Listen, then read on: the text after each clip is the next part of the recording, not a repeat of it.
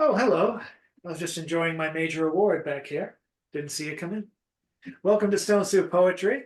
Our feature tonight is Gary Duehr, who is celebrating the release of a new book. And we love celebrating anything around the holidays. So, new book releases is going to be it. And I have a feeling we'll be doing a lot more of that in the new year because I keep on, I can't. I can't throw a rock like more than like 2 feet away from me without hitting a poet who has a new book on Facebook. So it's actually true, and there's a lot of authors who are past No Soup friends, participants who have come out with stuff or are about to come out with stuff in the new year. So I think it's going to be an exciting announcement. I don't know if we're going to be able to have anyone right before the end of 2023. I'm trying to get one more feature. I haven't been able to get a yes or no from them yet. But regardless, I'm sure January is going to fill up, especially since people are going to want to go to virtual features because no one's going to want to go outside. But that being said, there might be a potential for a live feature, which is would be a book release party of the anthology Descent, which is coming from Vagabond Books. We're talking about it. Don't know if anything's going to happen. Don't know how many people besides Mark Lipman and myself would be part of it. It might be more sustainable as an online deal, but let's have fun and see what we can do. I definitely want to get more live shows for 2024, and hopefully I'll be able to announce those soon. All right, up next on the open mic, the Remdinator 5000 was wise to choose the person who's largely responsible for Gary, our feature tonight, contacting me, or so I heard from a little bird. So let's welcome up Mr. David Miller.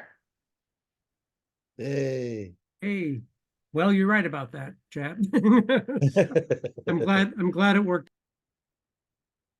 Sorry, I muted you. My bad.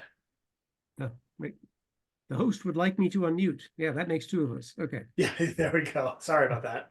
That's okay. Here we go. And the title is its description too. An admittedly unpleasant poem. City bus diesel exhaust is nostril slime, throat mire. I am 6. A cloud of gas excrement slapped across my face. I realize adults, again, they allow this to happen to children. Grown-ups, they are not well somehow. I've been wary of adults ever since, even as I move among them, disguised as one of their kind. Secret agent from an esoteric nation of choking children who never forgot. One afternoon, 60 years later, I wrench my rental car to the shoulder stop until the auto in front gets out of my face with its opaque belch. Petroleuria, that's what this is. Look, there's another lord of the highway. The 6-year-old has violent thoughts about this stench ogre, this chariot of the undead. There he stands, still, at the curb, lifting nose and mouth from his sleeve, wiping his eyes. Surrounding him, the same grimness of grown-ups. He can't imagine a world with this as anyone's good idea. Thanks.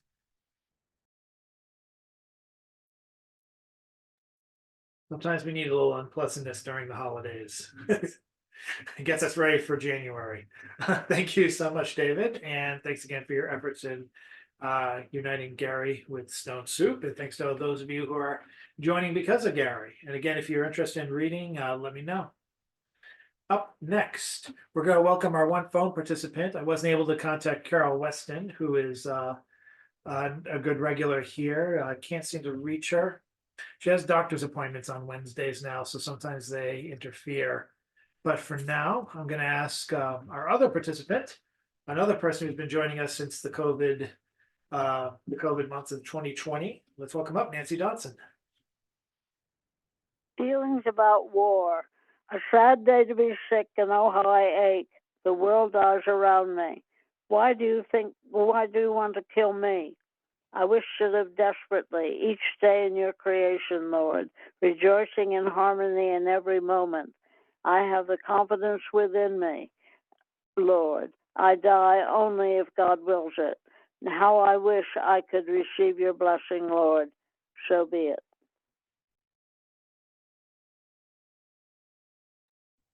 With more war and conflict than ever, there's not enough poems with the phrase "Well, you want to kill me?" You know, like it's much needed. So thank you, Nancy. People are applauding. You're the only one who can't see any of the reaction, so we appreciate you here. Up next, let us welcome up Miss Jan Rowe, fresh off the successful Black Seed Writers Group reading from last week, which is why they couldn't join us. So welcome back, Jan. And unmute yourself, Am I Jan. unmuted? There you go. You're good. Okay. In fact, I'm going to read my review.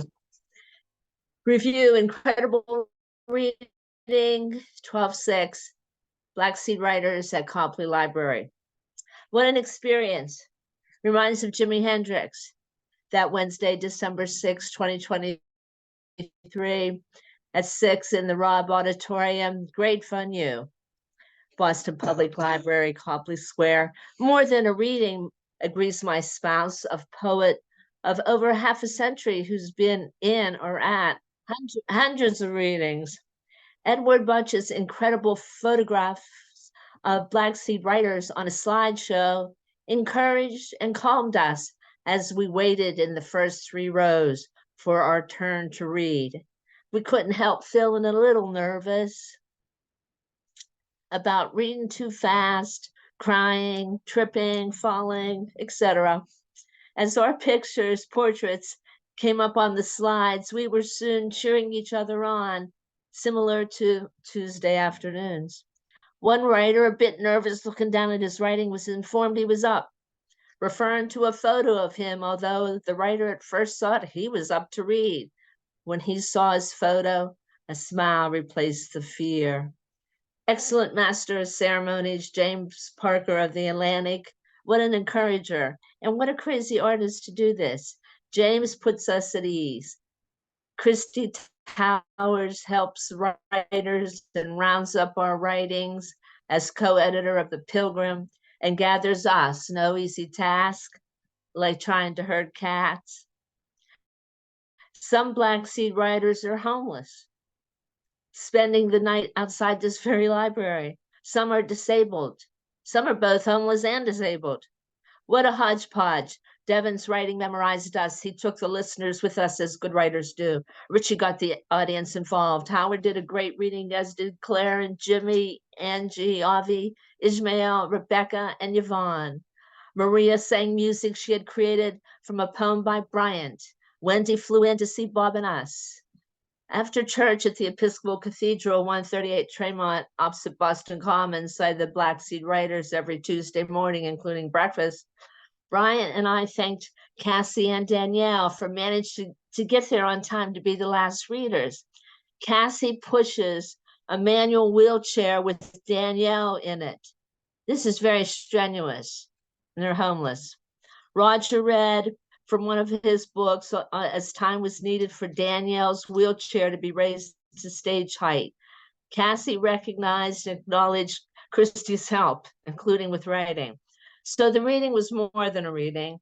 It was the experience of a community gathered and nurtured by Edward Bucks, James Parker, and Christy Towers. What a trio, Christy, Edward, and James. Reminds me of another trio I kind of know. Thank you.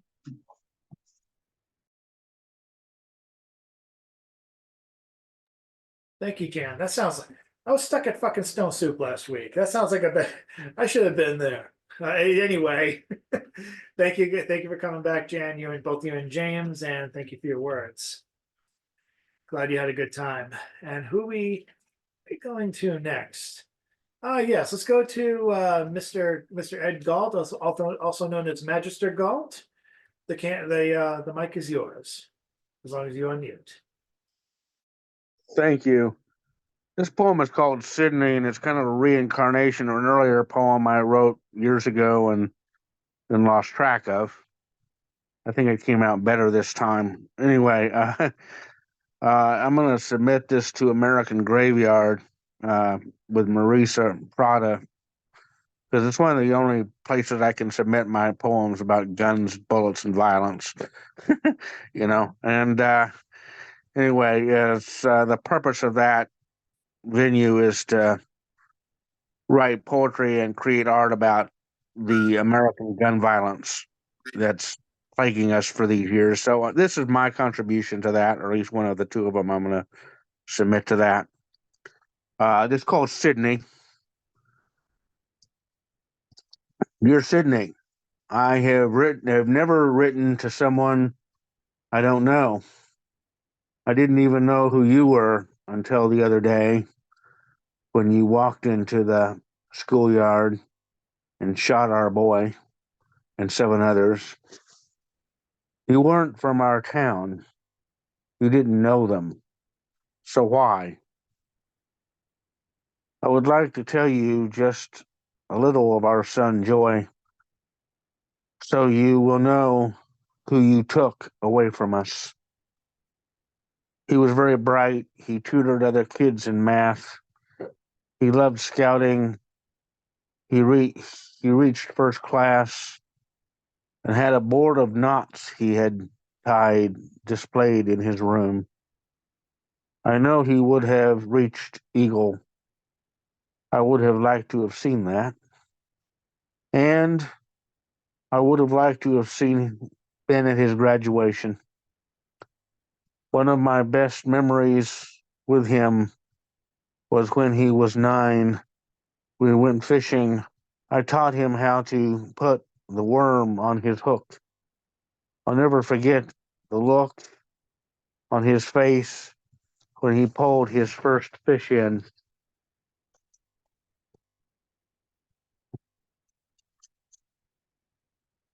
All that is over now. You ended it. All those other children had stories too. Their families could tell you. We will all tell you when we see you in court. The prosecutor expects that you will get life. You will never marry. You will never have a boy like Joy or any other children. You won't take them fishing. You won't be there at their birthdays. You won't see them graduate. I want you to think about that day after day, year after year, while you serve your life in prison, because that is the sentence I am serving now. Thank you. Thank you, Mr. Galt.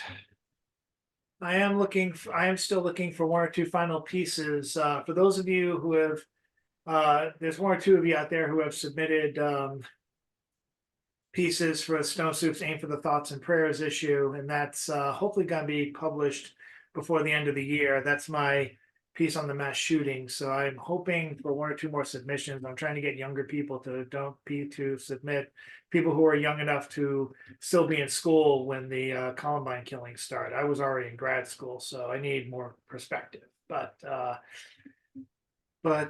your voices are appreciated. Coming up next, I need some time to, looks like Carol is joining us via phone. As I'm doing that, let's welcome now Mr. Bill Lewis.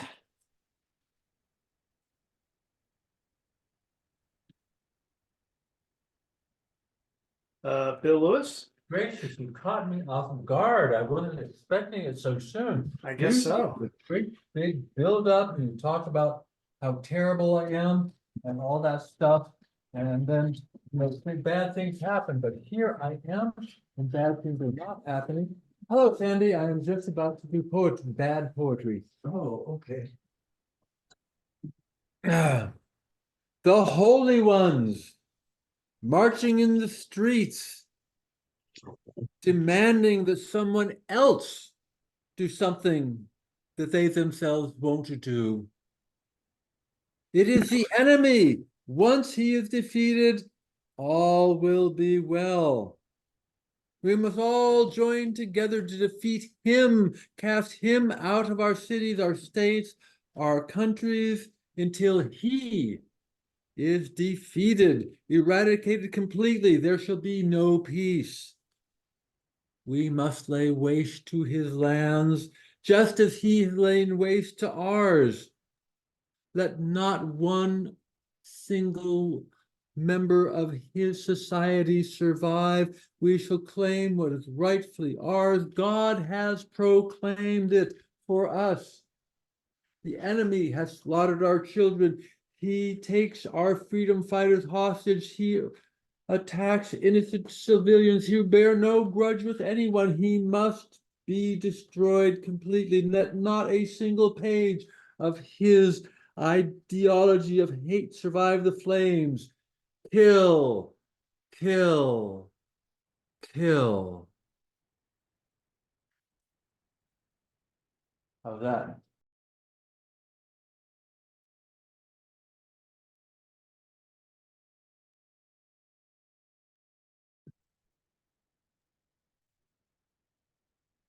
I guess you're all, oh, okay. You're all set. Thank you so much, Bill.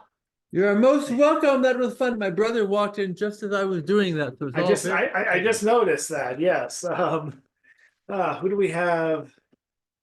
Who do we have next? Let's welcome up Mr. John Wezek. Hello. Okay, so I'm reading the story called Identity Theft, and the conceit of the story is that if you steal somebody's identity papers, you become them. And so our hero is just was a neurosurgeon, and he found out he was being sued, so he just stole his wife's purse. On my way out the door, the smartphone buzzed with a text. Best Western on Commerce, room 304, Jerry. You look different, a man with sandy hair said after opening the motel room door. He had a square jaw, elliptical face, and hyperbolic grin. This says otherwise. I held up my ID. Can't argue with that. I followed him into a room where a bottle of Prosecco cooled in an ice bucket next to the microwave oven. I've been thinking. Jerry slipped behind me and kissed the nape of my neck. Bumping off your husband now would cause too much suspicion. If we wait until after the lawsuit, the life insurance money would be enough for us to escape to Belize.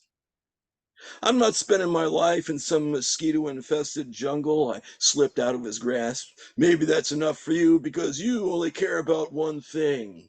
I pouted. How come we never do anything?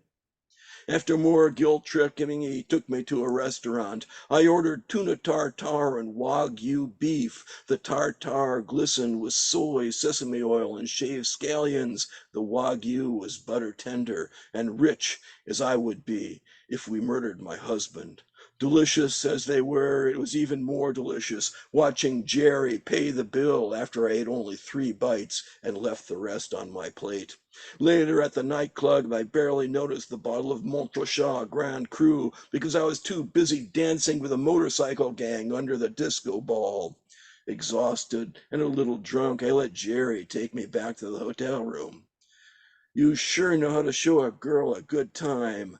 I ran a finger down his belly. Why don't you take a shower, then I'll give you a nice massage. Grinning, he dropped his pants before entering the bathroom. When I heard the water running, I swapped my purse with his wallet. My new name was Jerry Comstocker. Despite owning a hydrogen-powered car franchise on Franklin, I lived in a dingbat apartment because most of my salary went to child support. The next day, I parked my Miata in the dealer lot, entered my office, and gazed through the picture window at the showroom. The Zeppelin 5000s reminded me of footballs with tail fins. Just like Panzers, they came in 2 colors, Dunkelgrau and Dunkelgelb. I examined the books. Business was abysmal, so I called a meeting of the pompadours and polyester jackets that made up my sales team. I'm announcing a sales contest for Novemberfest. First prize is a new Cadillac. I held up the keys. Second prize is a set of steak knives. Third prize is you're fired. Any questions? Having motivated the sales team, I returned to my office. The receptionist opened the door minutes later. Excuse me, Mr. Comstocking, these gentlemen wish to see you. They say it's important. Two men with leather jackets covering their t-shirts pushed past her and closed the door behind them. Mr. Nitty wants his money. The first sunk his fist into my gut. I struggled to catch my breath.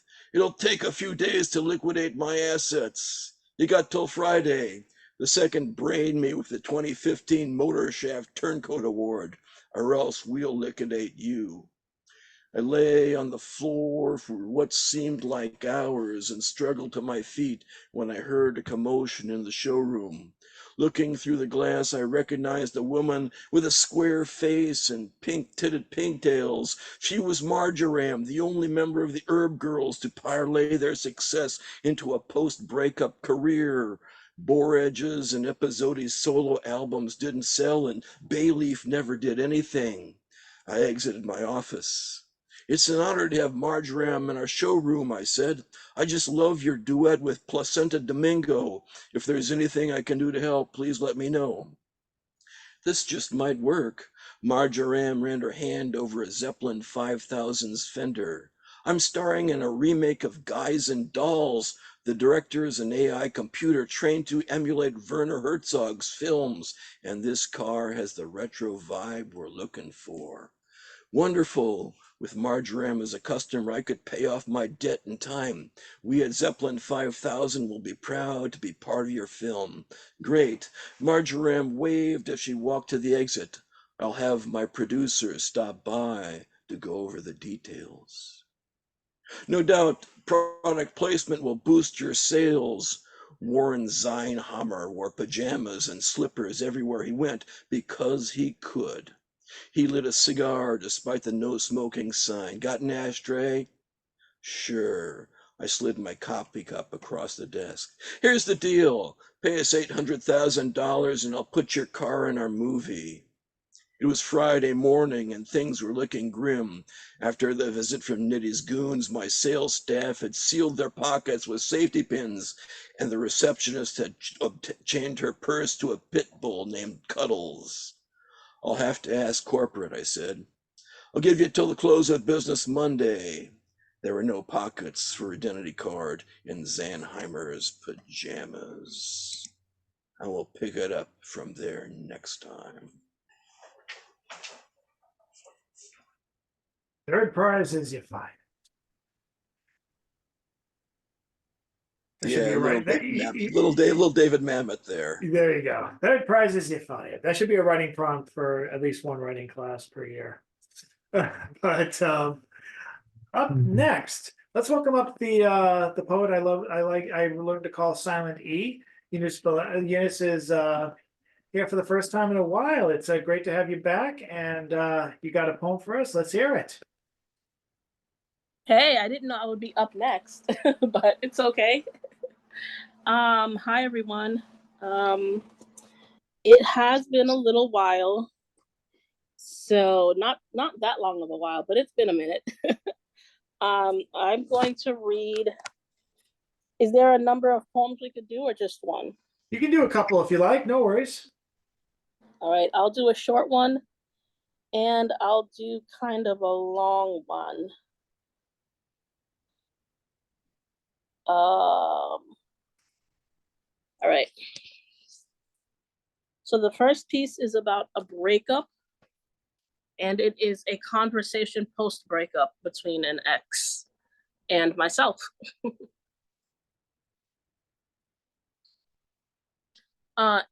Him, I miss you. My reply, what's I miss you to a woman that got tired of your games? What part of me do you miss? The part that tolerated your BS, your nonsense, lack of commitment and disrespect. That version of me no longer exists. Sorry to tell you, but I killed her. I murdered the part of me that couldn't let you go. She's buried somewhere in your thoughts. If you're feeling nostalgic, go visit her gravesite. I know you were hoping for drama, fireworks, bleached clothes and a scratched up car, tears and snot running from out my nose. Maybe you thought I'd pull up and fight your other girl. But no, sorry. I can't see myself throwing bows behind a bum, fighting over a fallacy, keeping score over a man who couldn't keep it in his pants. A faithful man would never have me fighting. You could miss me with your mess. I thought I'd cry a few tears, but instead I sang a new song. I danced to a new beat. Him. You act like you never cared. My reply. On the contrary, I cared too much. I gave too much. I neglected me too much. Me, myself, and I have gotten back together again and reunited, and it feels so good. Unbothered is my biggest flex.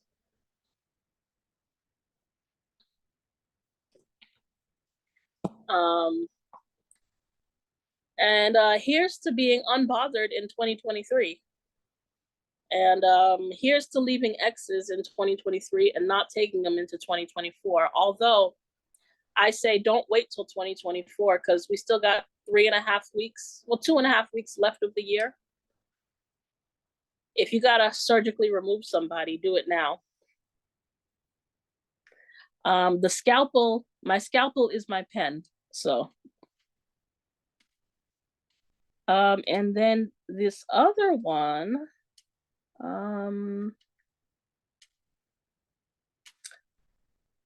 so this is it's not long. I wrote this poem about 9 years ago, almost 9 years ago. And this was based off of a police officer. She was a police officer in, I think, in the South. She had 5 children, but she herself became a victim of domestic violence. And so her children, I believe they went on to, they went on to a talk show and talked about their mom and their mom's legacy, and how the irony of her life was that she was protecting and serving other people, but ultimately she wasn't able to protect herself. And how domestic violence can happen to anyone. So I call this poem Sergeant Epps. Sergeant Epps was not the woman's name, but it is a name that I made up.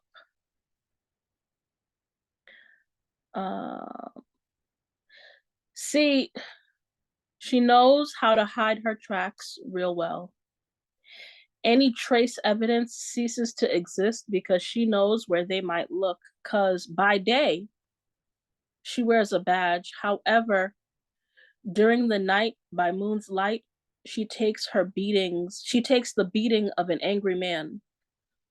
And by sunrise, after a lengthy shower, beads of water dripping down her bloody body and scars, and CoverGirl and Maybelline meet with her skin, foundation laid to cover ugly truth.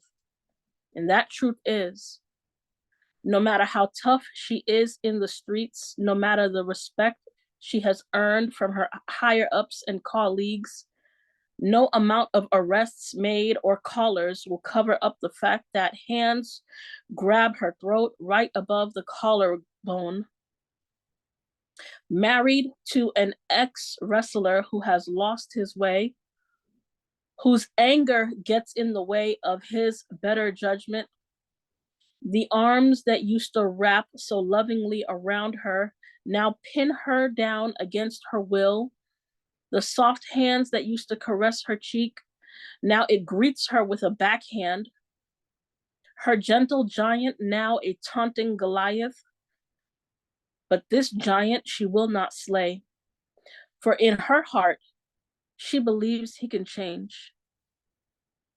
But she doesn't seem to understand that he already did. He already turned into the monster who won't control his anger. He turned into the beast on account of brain damage from an injury in the ring during a tag team wrestling match. He turned into the one who yells so loud that she shudders at the sound of his booming voice, and hits so hard that she closes her eyes praying for it to end, but she still holds on to hope at the same time, letting go of her hypocrisy. Because by day, she puts handcuffs and arrests men like this, sometimes pinning them and cuffing them while hauling them off to jail. Because she sees them as monsters and their wives as the victims. But by night, she lays with a monster of her own. The end. Thanks so much. So, ladies and gentlemen, don't be a stranger. I'm not a stranger. I'm just saying, I hope we see you again soon. You will. Excellent. And coming up on the open mic, let's welcome up. I'm gonna have to help her out here with the unmuting. And she was able to make it anyway. She was able to make it after all. Let's welcome up our other telephone participant, Miss Carol Weston. So let's see, I'm going to do my letter to my husband, John, written December 11. His birthday is the 12th, so it was for the 12th. And John says that it's our Christmas message for everybody. Of all the miracles God has brought to earth, so many we have shared in the wonders of the earth, in our discoveries together, since we tied our legs together and skied with one ski and one pole each down the hill at Fresh Pond in Cambridge. In our first year of marriage, we discovered fossil ammonite and the chemical elements.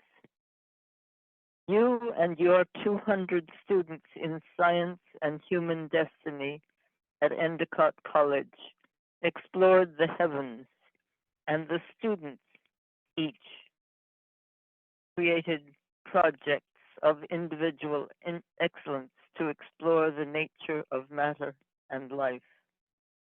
You managed to pull me, I who was apprehensive about every trip and climb, up to the mountains, and our slow exploring pace, camping under starlight, seeing the new year in the mountains in our sleeping bags at 4 degrees. In the 1980s, you danced and I photographed the dancers. From age 16, God permitted me to write poems, and you began in the 1980s your poems about dance and the cosmology of the ancients. And you must form a booklet of your poems for friends and beyond. How can I thank you for the evolution of our consciousness together? I saw eternity the other night. Oh, this is Henry Vaughan. I saw eternity the other night like a great of pure and endless light, all calm as it was bright, and round beneath it time in hours, days, years, driven by the spheres like a vast shadow moved in which the world and all its train were hurled.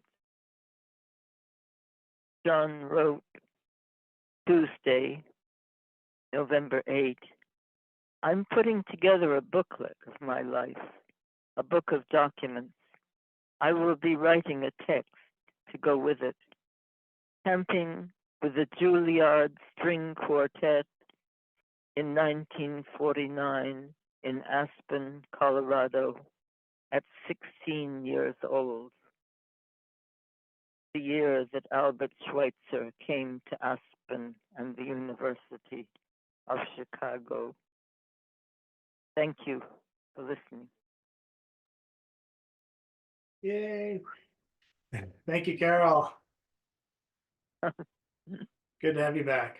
you don't see all the people applauding in the camera or the emojis. So have to I have to do verbal. Hey, yeah, more. Okay.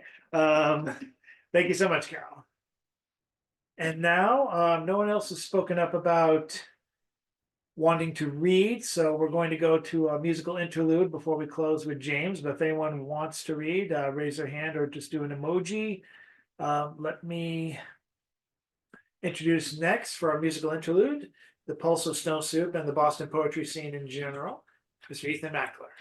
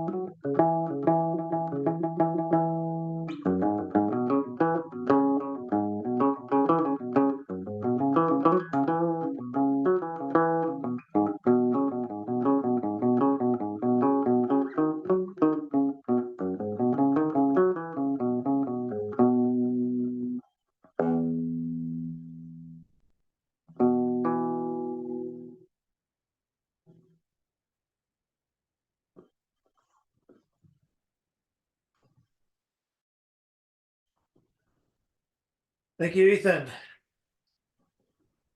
And now to close out the open mic and segue over to the feature who we've all been waiting for. Let's close out with the our ultimate closer and the odd columnist for Oddball Magazine at oddballmagazine.com, a Stone Soup friend. And his column, It's All One Thing, features every Thursday morning without fail at 11 o'clock. And it's already scheduled for the next 2 weeks in anticipation of being busy for next for the next 2 weeks due to holiday. Let's welcome up Mr. James Van Loy. Thanks, Chad. So I just want to say, that the Black Seed Writers that we attended last week there, that name actually comes from Bill Barnum. I actually just had a picture here of Carol and Bill and I and Ian Thal at the what was then the Bagel Plus. And its name became the Black Seed Writers because Bill Barnum would always buy a poppy seed bagel and have it with his drink. And he wrote a series of poems on the napkins with his like bleeding pen, okay, on the napkins, called the Black Seed Poems, okay. And that then became the name of the place. And eventually the group that is now the Black Seed Writers did their initial writing groups right there in the Black Seed restaurant on Tremont Street, right next to St. Paul's Cathedral. So anyway, this is called Mass Off.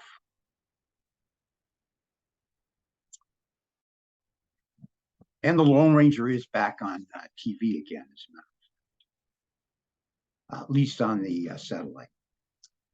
Take the mask off, and there sits, vengeance is mine, saith the Lord. As we roll up Old Dot Avenue, red line is working again, and self-defense has become vengeance is mine, sans Lord, on and on and on, again and again and again. I draw those peace labyrinths, all my chalk colors scribed on our oh so American asphalt, walk alongside the common, this burial ground for indigenes, too, just like the dead indigenes who identify with holy land rocks, like we're all just born out of earth, life made out of all that rock. Take away that earthen mass, the soil is living fresh of rock, hard, bare earth. And here's a little song for you. Every time it rains pennies from heaven. Don't you know each cloud contains pennies from heaven? You'll find your fortune falling all over town. Be sure that your umbrella is upside down. Trade them for a package of sunshine and flowers. If you want the things you love, you must have showers. So when you hear it thunder, don't run under a tree. There'll be pennies from heaven for you and me.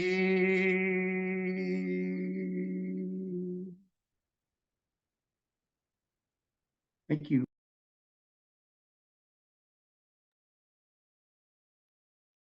Thank you, Mr. Van Loy, and stay tuned for more Stone Soup news, hopefully updated by the end of this week, or at least enough to figure out what's going to happen for the last 2 weeks of Christmas. Last 2 weeks of December, I should say. God, 2 weeks of Christmas, I couldn't handle it. Anyway, time is for the feature. Thank you all for coming, and I hope that Mr. Duehr will. I know there are links to his books I can include tomorrow. Maybe if he has a favorite link that's not Amazon, which some people do, we can include that. But if he does have a PayPal or a Venmo, we can also contribute to that as well if you are so inclined. For the boilerplate for tonight's feature, I hope you're all looking forward to it. Based in Boston, Gary Duehr has taught poetry and writing for local universities. His MFA is from the University of Iowa Writers Workshop. In 2001, he received an NEA Poetry Fellowship. And he has also received grants and fellowships from the Massachusetts Cultural Council, the LEF Foundation, and the Rockefeller Foundation. Journals in which his poems and stories have appeared include Agni, American Literary Review, Charon Review, Cottonwood, Hawaii Review, Hotel America, Iowa Review, North American Review, and Southern Poetry Review. His poetry collection include Point Blank, his newest one, In Case of Emergency Press, 2023. American Hurrah from Grizzly Press, 2017. And I love this title, Potato Chips for Dinner, Cobble Hill Books in 2004, as well as Winter Light from Four Way Books, and Where Everyone is Going to, St. Andrews College Press, 1999. Ladies and gentlemen, he's got a body of work. He's not afraid to flaunt it and flex it. Let us put our hands together for about 30, 40 times for Mr. Gary Duehr.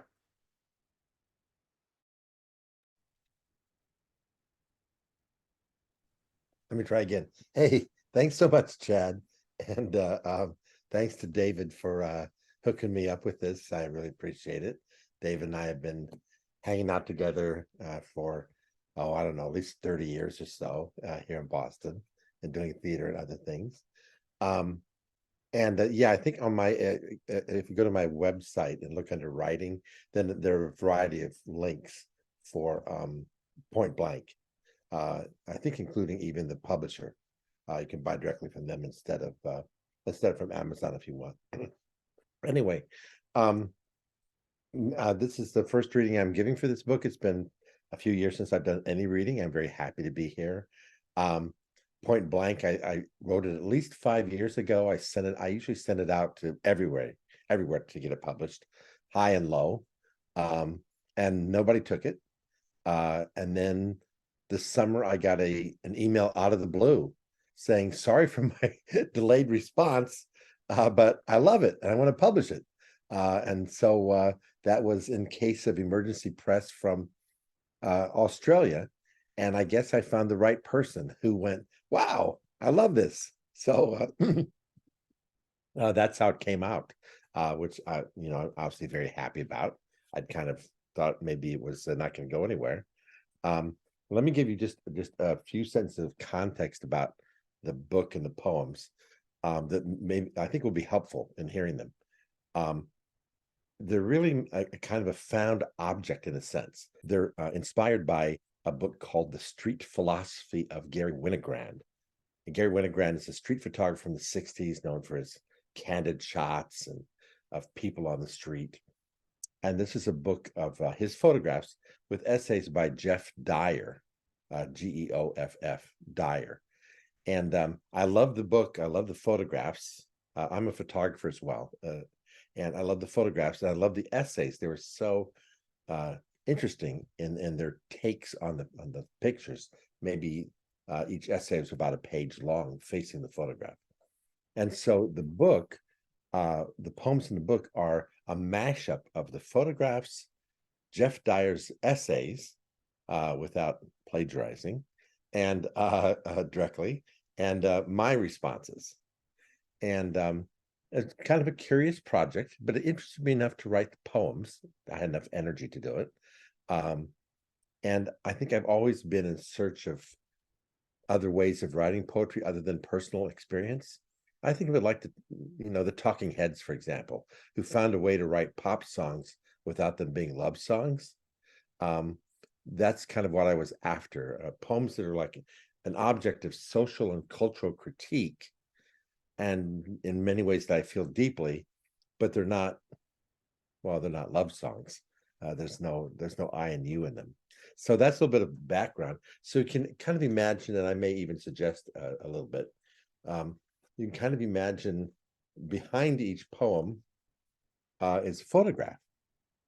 And that's why they tend to be pretty visual, primarily.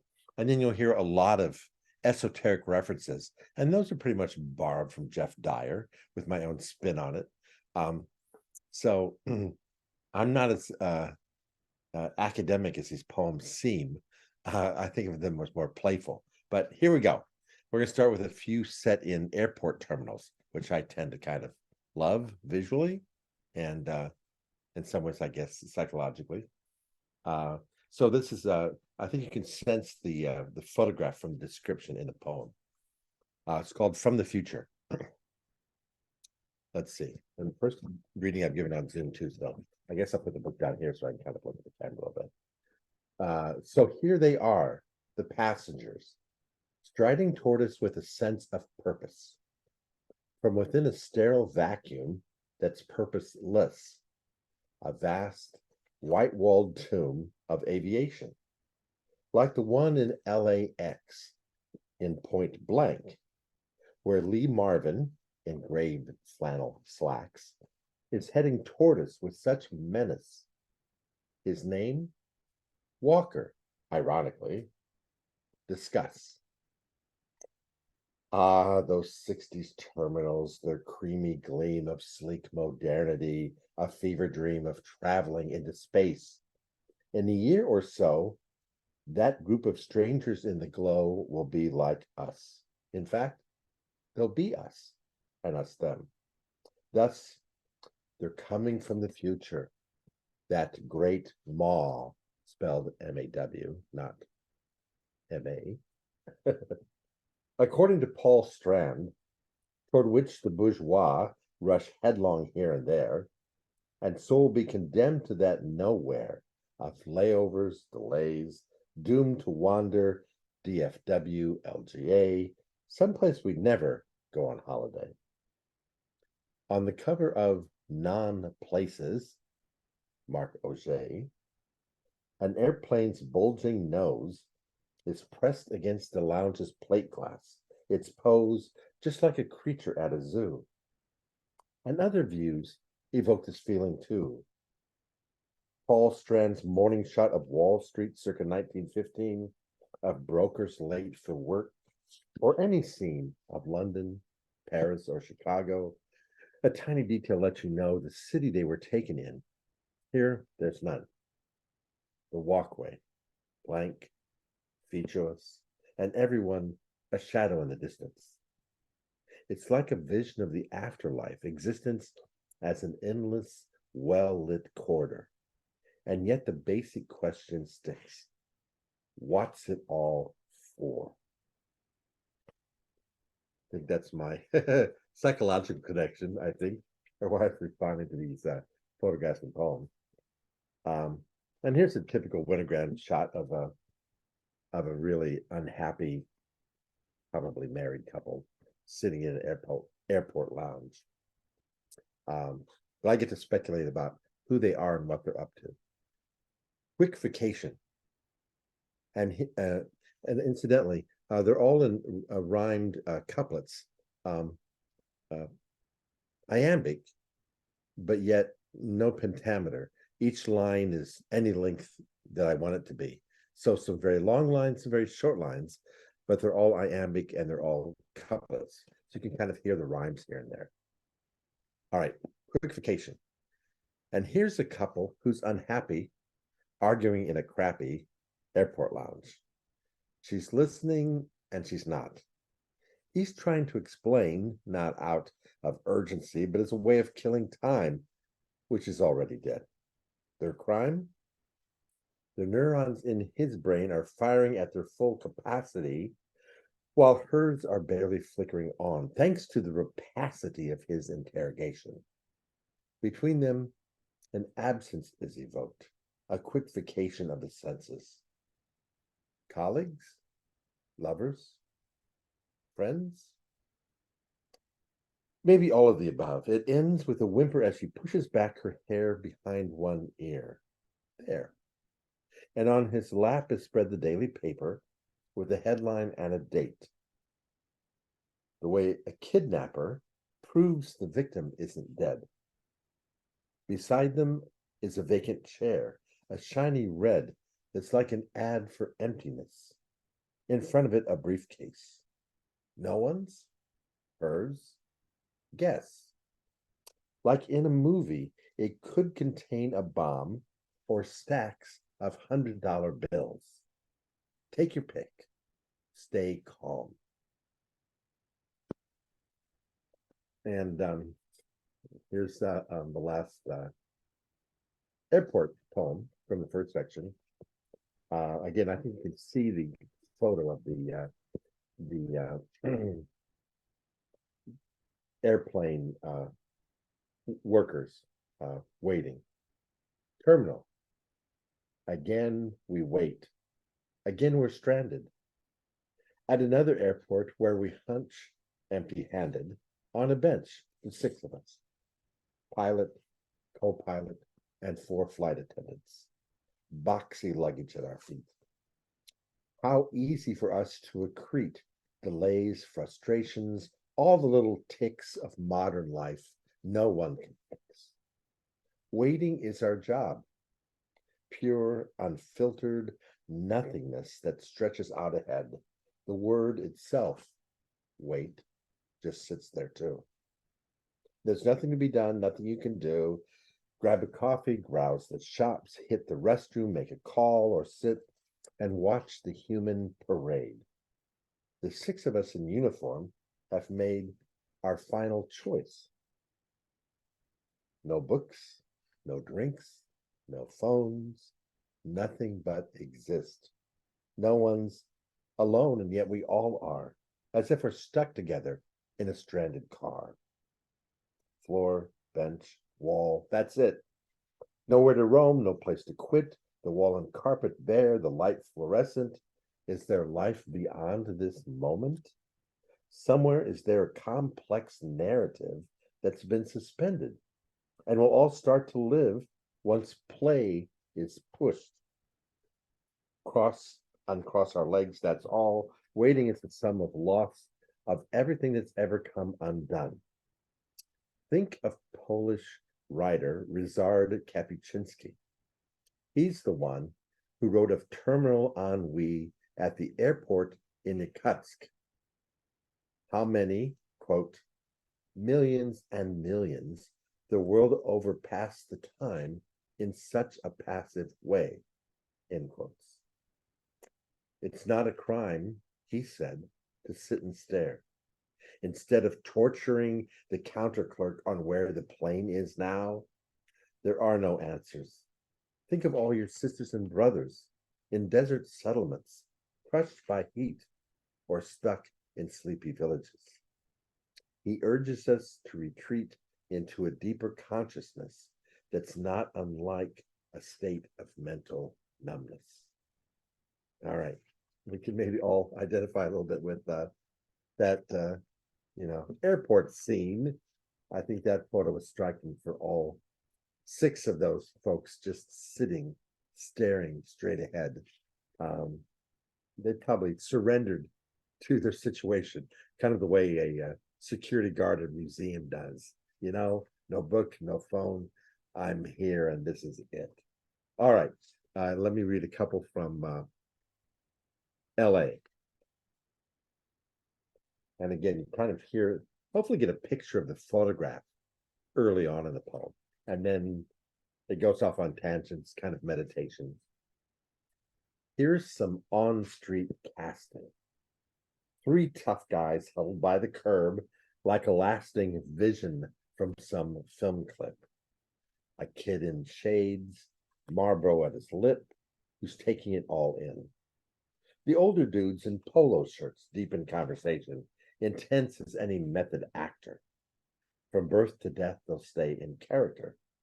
In case a call to action booms out through the air to catch one fraction of their life in celluloid and so sidestep the void. It's Miami or LA, somewhere too sunny. The light is thin and bright as Christmas money. And the Oscar goes to best 80s costume, best weathered face, best cigarette. To whom does this scenario belong? Someone out of sight beyond the throng that's streaming down the street? Anything could happen next. A bite to eat, one of the polo dudes could say, or you're dead. Maybe both at once. First lunch, then a bullet to the head. That's the faces in that photograph were pretty great. Here's one that's a little bit more abstract, but you can see this little beach scene from Venice, California in the middle. Who is it that can tell me, it's called Who Are You? Who is it that can tell me who I am? Asks Lear. Or conversely, you talking to me? You talking to me? inquires De Niro in the mirror as he whips out a gun. It could be anyone who tells us with a sideways glance who we might be. A chance encounter on a busy city street with boys and girls of summer in the heat. A Mickey t-shirt, sun-streaked hair, the casual indifference like they couldn't care. But which of these will be the one to recognize with ease just who we really are? There are so many faces in the world. It's bizarre. There's so few basic options. Eyes, mouth, nose, chin, that these conditions haven't led to duplicates filling up the planet. Zadie Smith, essayist, describes the daily pleasure of watching other people's faces at her leisure. To Gary Winogrand, photographer, it's all a game. How many faces he can fit into the frame, as if they've pitched headfirst into this breathing world without a single clue. All right, that's thanks. That's a little taste of LA, and then a few from I guess films and artworks, kind of the world of art. Again, from Winogrand photographs that remind me of maybe different movies. Il Deserto Russo, Red Desert by Antonioni. How much of any modern city looks like a scene from some Italian movie? A freeway's arc, the vast expanse of shimmering cement, and standing in the distance, a figure, solitary. It's all so 70s. Yes, very. And in a vacant lot. Think Money Drop or Watergate's Deep Throat. You've got more to do than parking cars. It's just the kind of place where cameras are set up to surveil the type of architecture that's featureless, anonymous, and pure. There's a sense of expectation when someone stumbles by in anticipation of a crime, half hidden by a wall. They're about to take a fall. Welcome to the world of double crosses, to a universe of pointless losses. It's a world where people can get framed, literally, since everything is aimed at geometric nothingness, except for doors and roof, for beige and gray. A vacuum, a proof where narrative is poised to flow. Enter a car with tinted glass. Cue some jazz, a solo saxophone, a muted bass. Those flowers on the corner give a taste of oozing blood, a bullet wound that blossoms suddenly without a sound.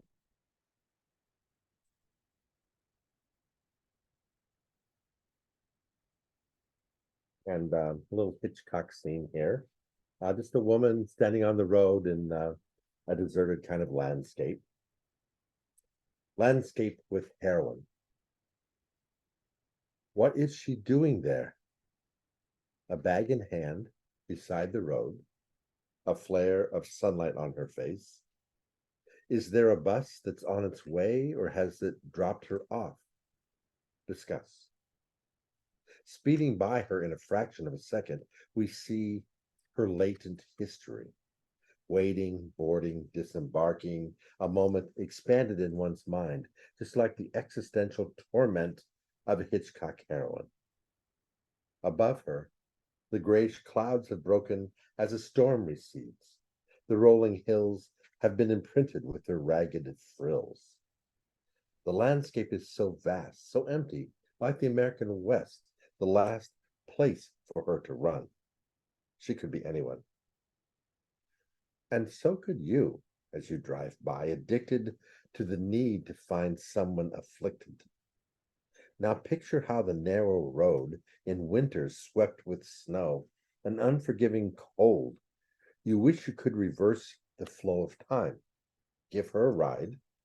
Rehearse the scene where you both realize that time is running out as you gaze in her eyes. I just thought of the that kind of setup, right? And then it's like you're in a Bourne movie or something. The two strangers thrown together by fate out in some kind of wilderness. And let me, I'll end with this one. I think my 20 minutes is about up, as far as I can tell. This is a very fun one. Clearly, I really enjoyed the, I don't know, like say the meditation part, the tangents, contemplating the void, and also, throwing in some humor as well, ideally.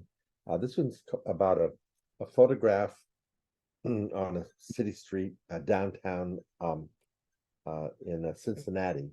And there's just this large black structure in the middle of the sidewalk. You can't really tell what it is. All right, so Odyssey. So what would happen if the monolith in Kubrick's film, the one with apes and astronauts, landed on the street in Cincinnati at the feet of people going to the office on an ordinary day? The answer? Nothing much. It's just the way that human beings are built. We're all preoccupied. We think, will it make me late? It's like the story of a lump of shit a guy finds in the middle of his plate. I'll eat around it, is the ultimate conclusion. So in response to this totemic intrusion, what else is there to do? If something blots out all of our attention as Commander Dave drops out into a bedroom in Versailles beyond the infinite, it's pointless to ask why. And yet in Cincinnati, Ohio, we wonder what that thing is. Me, oh mile, the back of a gigantic phone booth, a sunlit slice of skyscraper. No matter what the truth, the buses will still run, the flags will flap above the Woolworths, and everyone will weave along the sidewalks crush. That is, until an asteroid's big smush. Thanks. Thanks, guys. That was fun to read them out loud for the first time. You can Everyone give it up. I let myself be as esoteric as I wanted to be, or as far flung in the associations, which is kind of fun. And you get to see it on video later. All right, great. So that's always a plus. So thank you Oh, yeah. guys thank you very much for that. Duehr. Everyone give them a round of applause. We have a lot of people who have we have some people who joined us, some on the late side, some on the just now side, or actually I think someone's actually re-entering for the first time. Thank you once again, and any information that you want to share as far as like Venmo or PayPal or anything else, or a link to the book. I have some of the links to the book from the email that you had, so I'll be including those in my information tomorrow. At least for the most recent one. All right, great. So of course I'm blurred, definitely try and support a poet by buying their book. There's a lot to be had, and I don't know if for Karen's sake, who just joined us, that you might want to read one more encore poem. But at any rate, I don't know if Karen's someone that you recognize, but at any rate. No, I heard Gary. Thank you very much. I heard Gary's poems. That was lovely. Oh, thanks. Okay, thank you. Whoops, have a little bit of an echo feedback there. Sorry about that.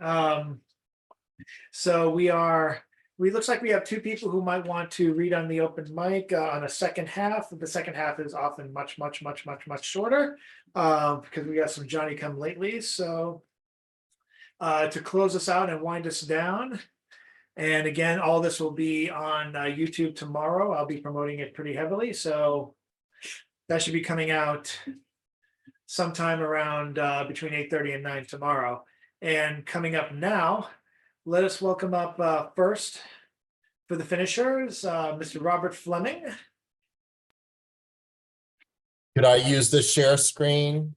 I'm implementing that right now. You're good. Thank you. Good evening. I'm Robert Fleming, a visual poet from Lewis, Delaware, and I will be sharing a video which has a holiday theme.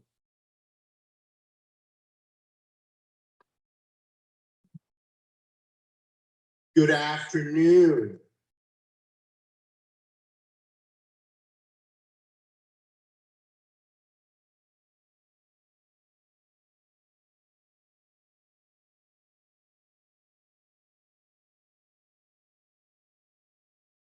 So let's first see if this is Robert Fleming.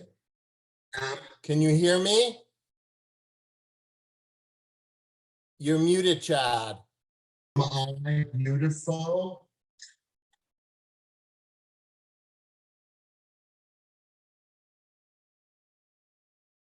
We can hear you, Robert.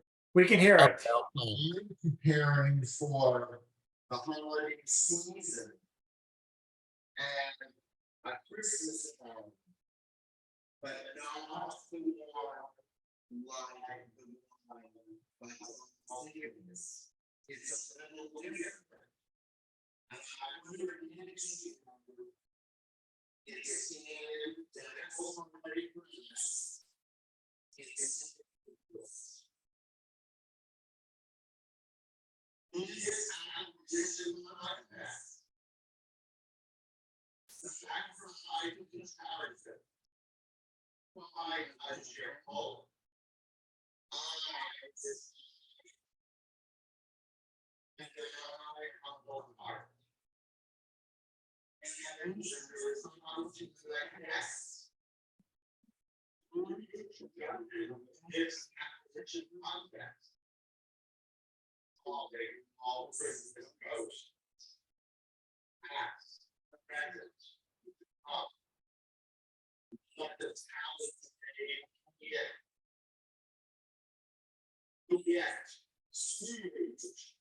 and this realize that how to be a different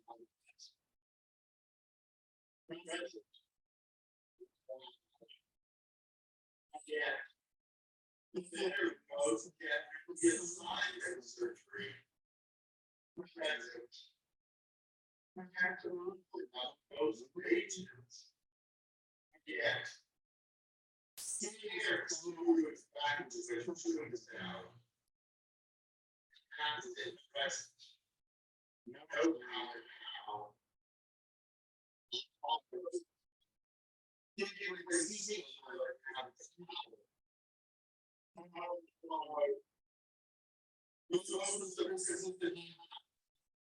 that's why I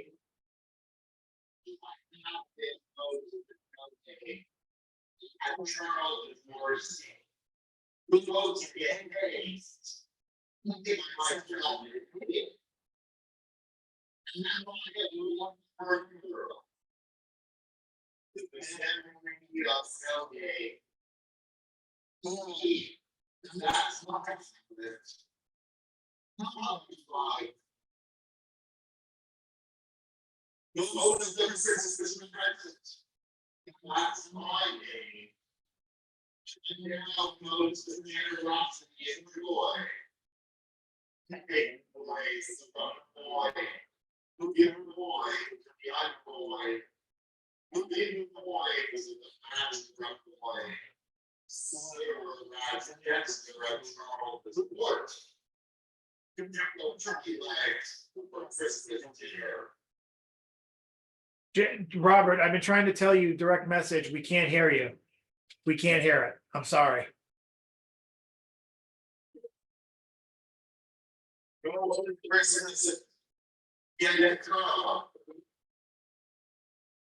It's not working, Robert. Okay, let me try one more thing.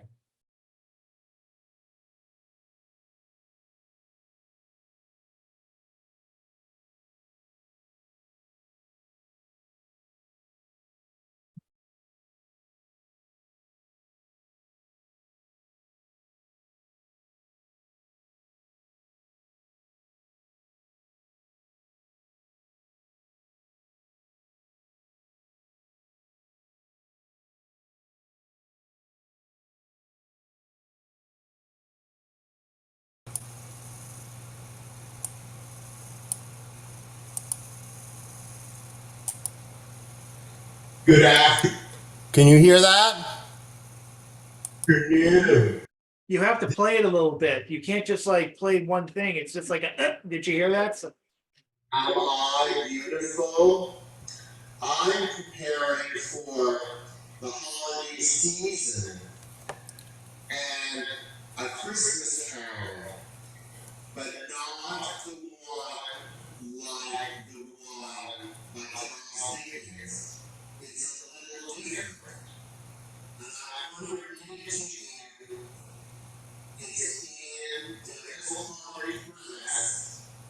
It's in the news. I'm sorry, Robert, it's not working. You gotta put it on a YouTube or something like that. It's just holding a mic up to the speaker isn't gonna work. Okay, thank you It's for not. thank you for letting me share, for try to share. Well, did you want to read whatever the spoken part was? Okay, let me open it. Sounds like a plan.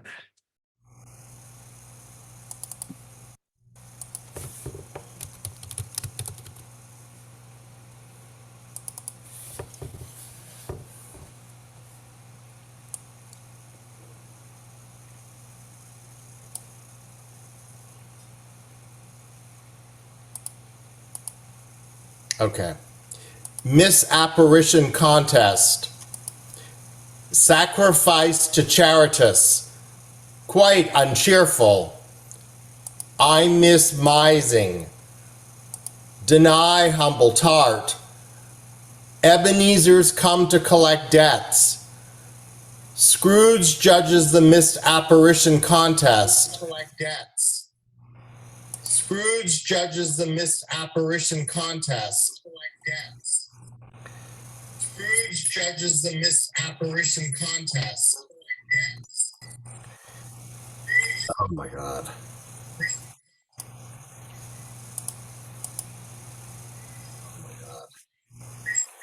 So I think I'm gonna pass because I'm having more technical problems. But thank you for. I think I'm gonna pass.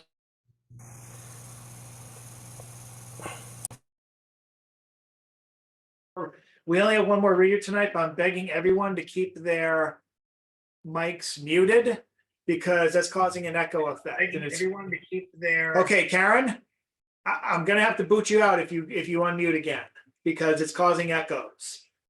It's causing echoes and reverberations and it's hurting the video. So please don't unmute your mic. Thank you. And coming next and finishing up, let's hear Mr. Rich Boucher. Hey, Chad, thank you so much. I appreciate that. Good evening to everybody. I'm grateful for the opportunity. I also want to thank John Wessick for his recommendation for me for a different feature elsewhere. I really appreciate you, your vote of confidence in me. This poem is called, and I wrote this somewhat recently, although that's not necessarily here or there. This is called Without Our Customers, We Are Nothing. The little toddler baby was having a horrible, brutal first day of work as a cashier at the supermarket. At only a year and a half old, she was having a tough time making her little fingers work on the buttons and screen. And she really didn't know how to read or count yet. But she needed the job. She needed the job. Because in this economy, her parents were barely making ends meet. And so she needed this job. She needed it. The customer in front of her was practically screaming himself hoarse at her because figuring out which of the pictures on the screen meant a pack of Marlboros was too much for her little brain to handle, and it took her forever to get this guy his cigarettes from the cabinet at customer service and then toddle back over to the high chair behind her register. "You got the wrong ones, you idiot," screamed the customer, his rubbery, dark arson fire of a face ominous. Imaginary black smoke billowed in a tower above his head like a burnt-out thought cloud. "Don't you know how to goddamned read?" The baby, whose name was Sarah, started to blubber and cry softly and piteously because she really needed this job, and she was frightened of this hollering man who had no patience, and because she was only 1.5 years old. Margaret, the store manager, appeared out of nowhere, profusely apologizing for Sarah with her large, fat mouth to the customer. The customer, still hollering, suddenly orgasmed with pleasure and a long groan and a shudder also at being so quickly placated and apologized to by someone who was of the manager race. Margaret then turned to Sarah and fired her on the spot and told her to get out of the store. Sarah, still in tears, toddled out of the store, beyond despondent in her little pink jumper, and staggered out into the hot, sweltering, angry, and hostile 4th of July midday traffic, wailing and crying so hard that she couldn't even see where she was going. And all of the cars swerving fast out of her listless way honked at her meanly because they had important white picnics to go to. The sun set roughly later on. She really should have been a better employee.